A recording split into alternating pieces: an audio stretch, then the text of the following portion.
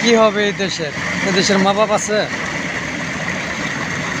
যদি দু একজন সাংবাদিক এ নিয়ে রিপোর্ট করতো, হয়তো কারো দৃষ্টিগোচর হইতো।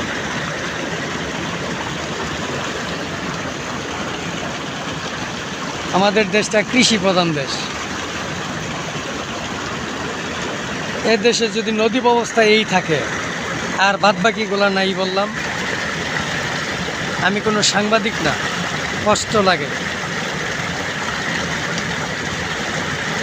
এক সময় এই নদীর মাছ দ্বারা আশেপাশে 2-4-5 গ্রাম আপনার আমিষের চাহিদা মিটত।